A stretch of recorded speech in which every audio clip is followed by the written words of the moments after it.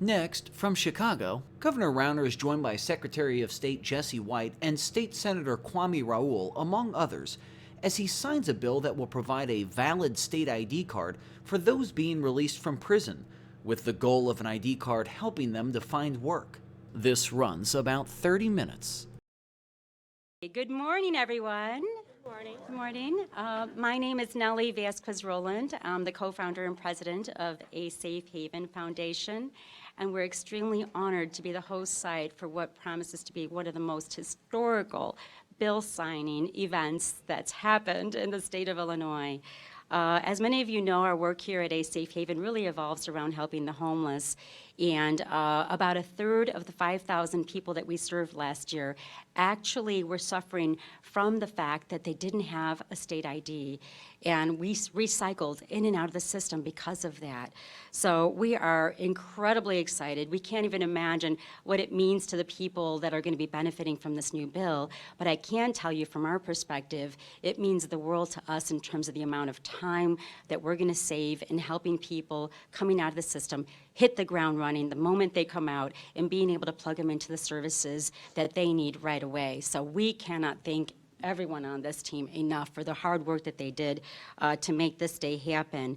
And I want to just let you know that we are also extremely excited to have the Secretary of State, Jesse Brown, with us today. I'm sorry, Jesse, what did I say?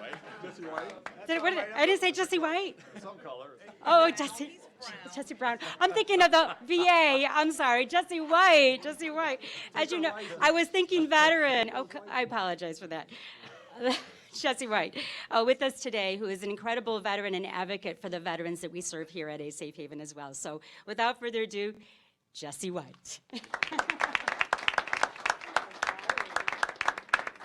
Thank you very much, Nellie. I just want you to know that I'm going to suspend your license from here. Well, it's an honor for me to be here. And by the way, Nellie, a few years ago, matter of fact, a year ago, we honored you at our event down at the Thompson Center. So we just want you to know that we deeply appreciate all that you've done over a long period of time to help society to be a better place for all of us to live.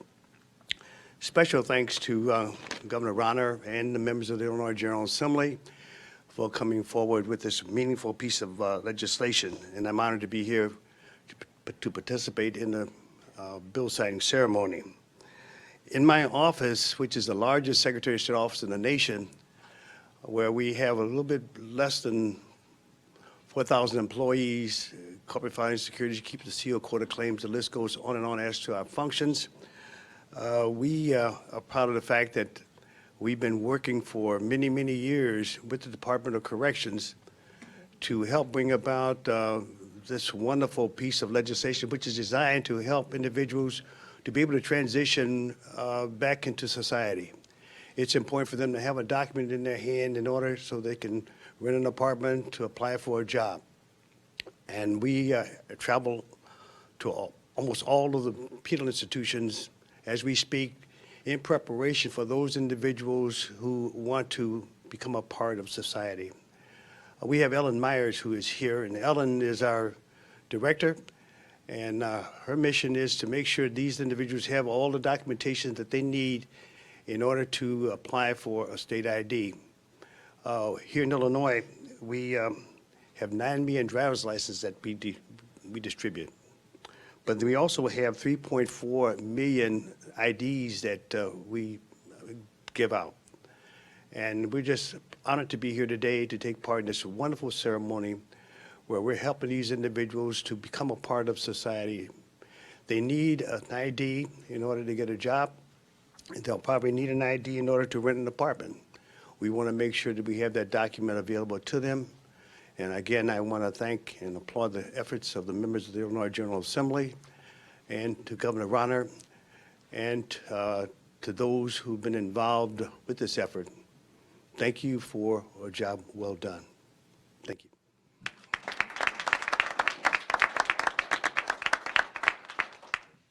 Thank you, Secretary Jesse White. Now I would like to take a moment to introduce you to two people that have been victims of not having an ID when they come out of the criminal justice system. One of them actually spoke as the governor was advocating and the senators were advocating for this bill to pass in terms of the importance and what it means to them in their lives, getting back on track. And just for, by means of example, I just want to tell you that Benita, who's one of the people that's going to come up and speak, is an example of someone that has been in and out and in and out of the system. As a matter of fact, she served 4 times in the prison system. And the way she came to A Safe Haven is she was referred through what we call a CSAT program through the sheriff's office, which has people, as we all know, the county system is one of the largest prison systems in the world, and it's overcrowded. And most of the people that are in the county jail are people that are not technically convicted, but they've been arrested, right? So they sit in jail if they can't make bail. Benita was one of them. And with that program, what we've been working with the jail system is they've been sending people to A Safe Haven in lieu of having them sit in a jail. And what happens here is we're able to really assess the reason why they're in crisis and connect them to treatment, to job training, to education, whatever it is that they need. So when they do go back for that court date, which takes months sometimes, they're able to get in front of a judge with a report that indicates the number of hours of community service, the number of hours of job training, the GED, the treatment completion that they did. And the judges see the hard work that they put in when they're here. That gives them a basis to really reducing or eliminating their sentences. So Benita is someone that came through that CSAT program, and I have seen firsthand how hard she works and how motivated she is to see the light at the end of the tunnel finally in a way that will land her a job. She's completed some job training programs here, and we can't wait for that day to happen. But she has courageously agreed to come up and share her story. So without further ado, Benita. Hello, everyone. It's very important to have a state ID. Like you said, you can't get a job. You can't even go to a food pantry now without your state ID. And being incarcerated in the state, they have all your information. They take your DNA, they do your fingerprints, so they have all the information right there for you to get your state ID. And I just want to thank the governor again for signing this bill because it's very important to have your state ID. You can't even walk around in this city of Chicago. Now, if you have state ID, you're a vagrant. So it's important to get this bill passed and to get it done because if you have your state ID, you got your first step back in society doing the right thing. And that's all.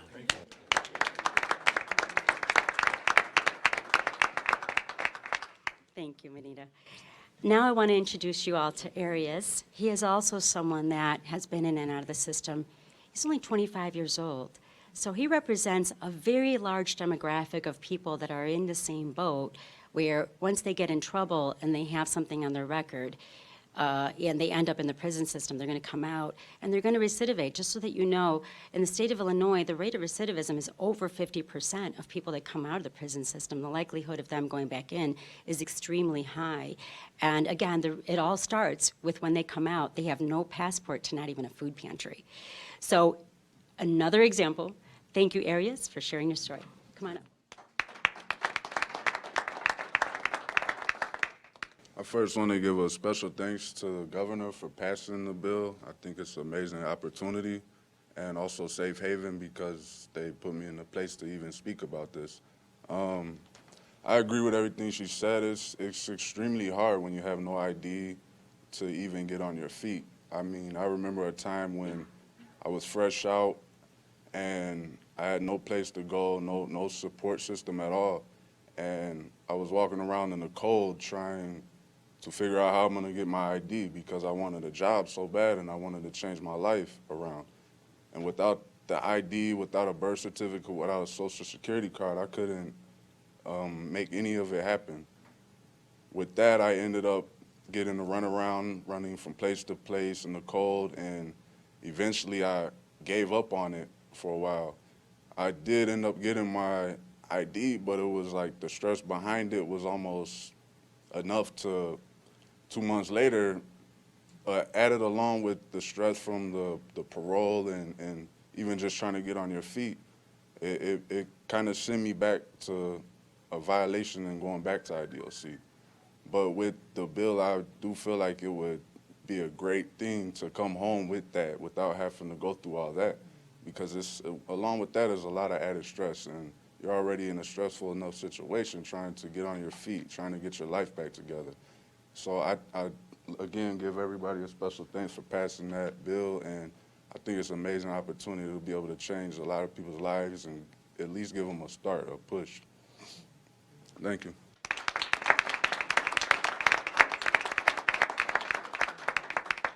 Well, good afternoon or good morning. I just have to give Nellie a pass because she's thinking about veterans, and so she's thinking Jesse Brown.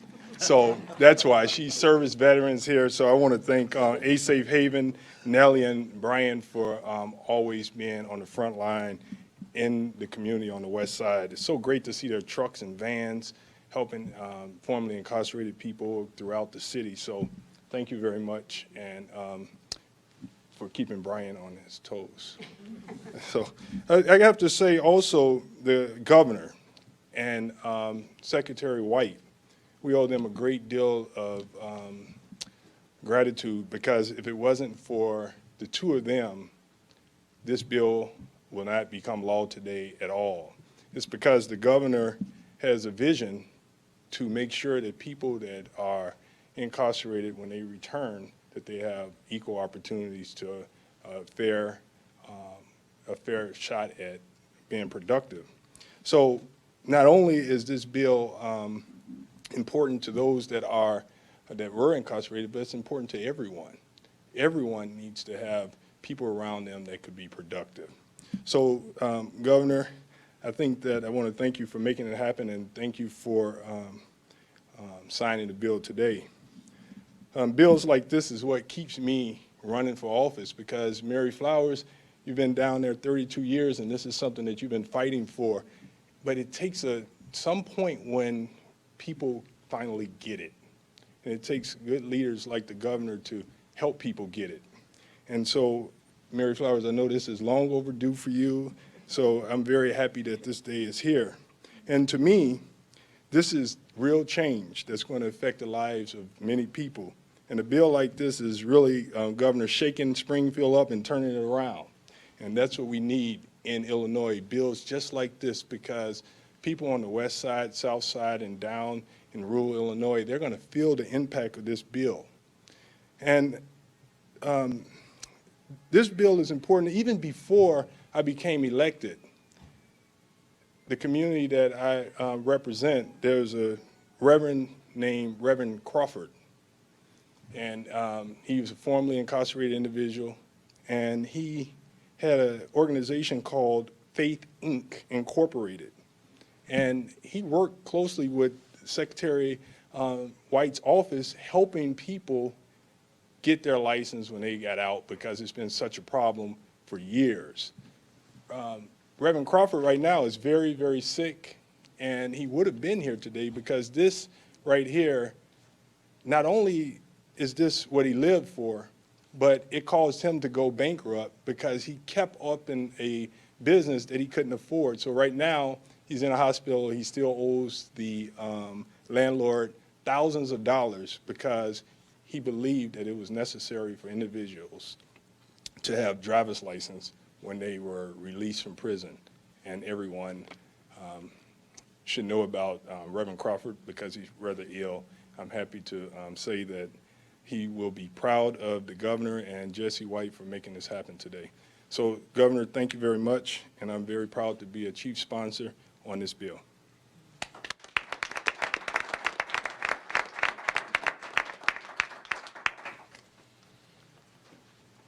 Well, good afternoon, and I always love to be welcomed by Representative Ford to the west side. As a South Sider, I'll be getting back to the South Side soon.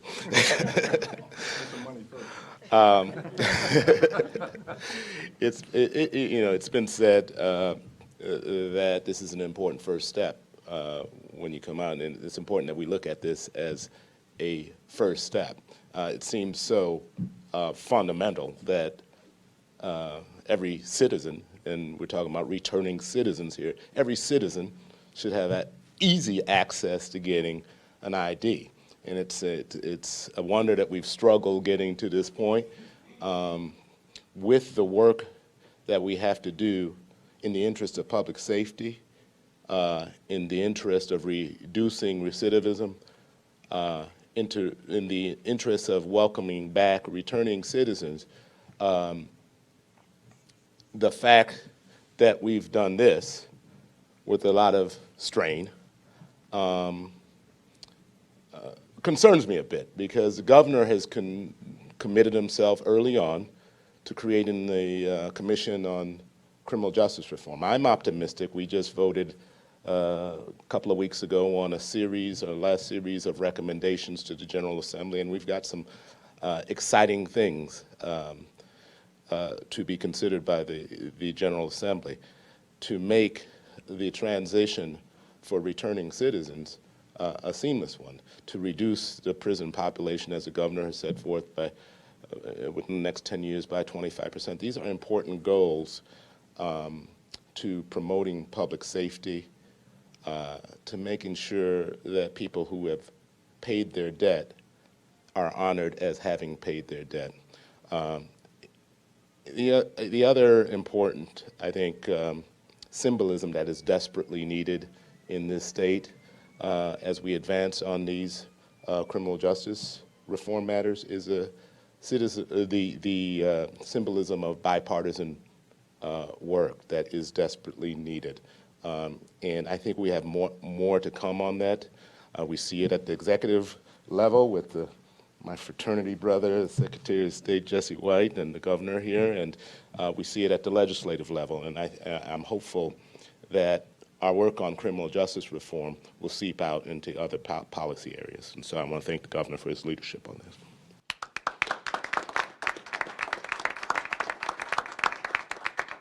Good afternoon. I'm State Senator Karen McConaughey, and I want to echo much of what Senator Raul just commented on. First and foremost, to thank the governor for forming the Criminal Justice Reform Commission, of which this was one of the recommendations. This is about, I want to say about the fourth or fifth bill that we've passed this year that was part of those recommendations. Secondly, I'm proud to be a member of that commission, along with Senator Raul and Representative Drury and many others.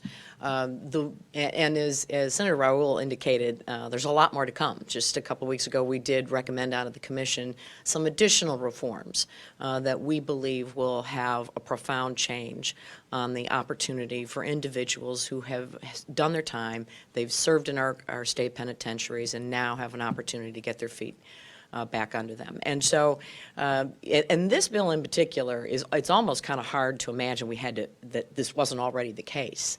You can't imagine that people were coming out of our state penitentiaries and not having any sort of identification in order to move on with their life. So this is, for those who've been advocating for this for a long time, to my colleagues on both sides of the aisle, this has been a very bipartisan effort. I am grateful to all of them for working so hard to get this bill passed. It is long overdue, so I'm very excited to now introduce the gentleman who started this whole thing and is going to make it law in a matter of moments. Please join me in welcoming Governor Rauner.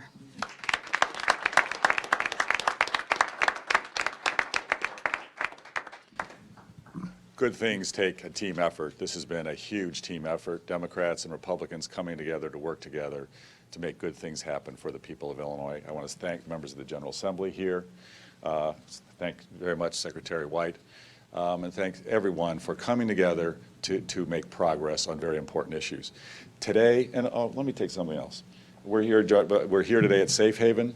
Safe Haven does extraordinary work. I hope you members of the media can get to know this organization a little bit better.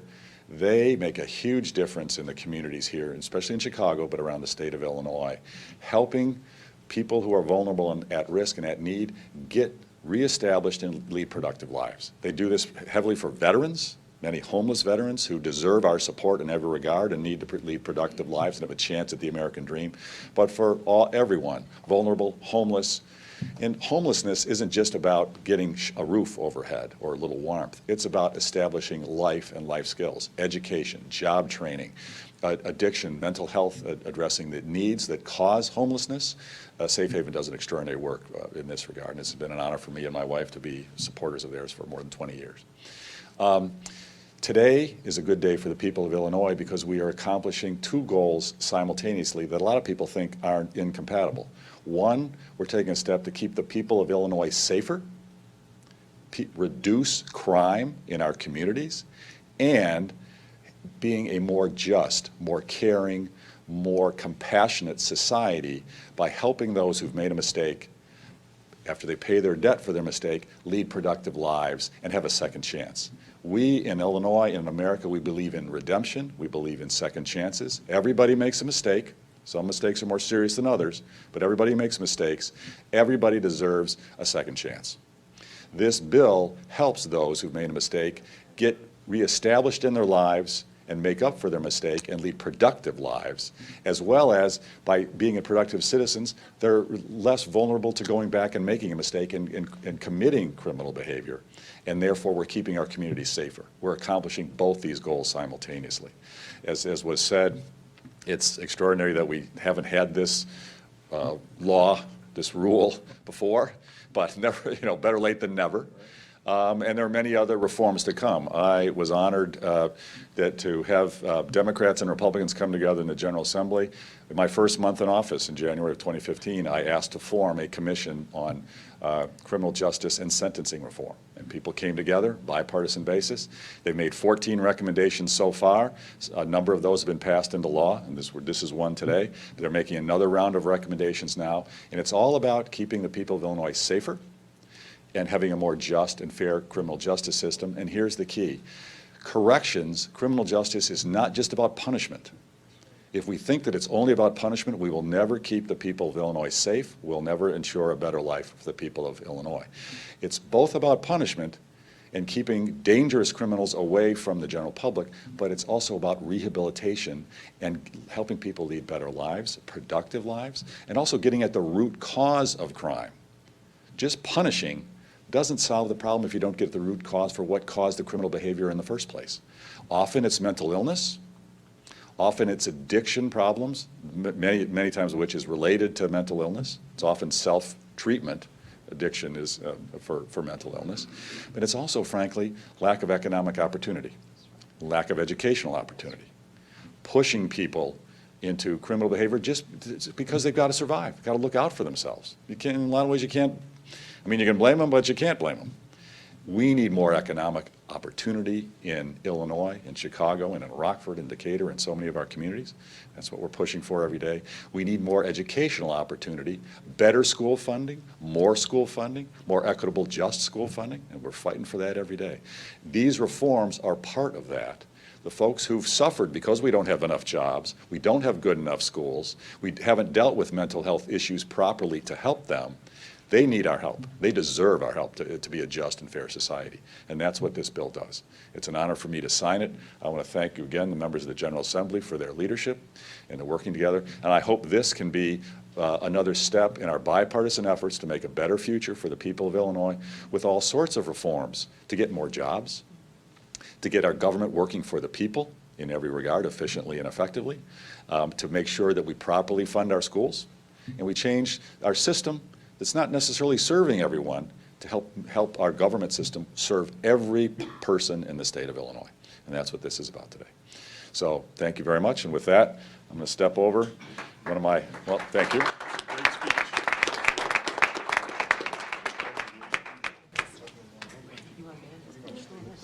Brian, grab my stuff. Grab my stuff. Maybe you sign that? Mary gonna sign this deal. I told him since I've been waiting the longest. All right, so And you stop talking about those 30 years. This is the largest number of pens I've ever signed my name with, so this is a record. I can get it done, though.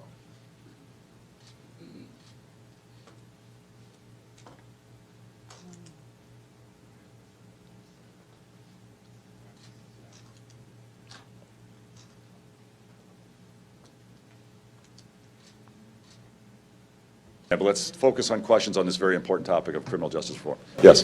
This bill still requires prisoners to have either a birth certificate, to present a birth certificate or social security card to get a permanent ID. Why is it necessary to require people who are locked up by the state to prove who they are to the state? Well, it's not proving it to the state. It's proving it to landlords. It's proving it to employers. It's proving it to banks and credit grantors. And so that ID is an important part of that process. No, I'm sorry, why couldn't you just give, why Okay. couldn't the state just give them an ID? Sometimes individuals will come into the criminal justice system under an assumed name. So we want to make sure that they are who they say they are before we issue them an ID. You're watching the Illinois Channel, an independent nonprofit corporation formed to provide gavel-to-gavel coverage of Illinois state government and other public affairs events taking place across Illinois.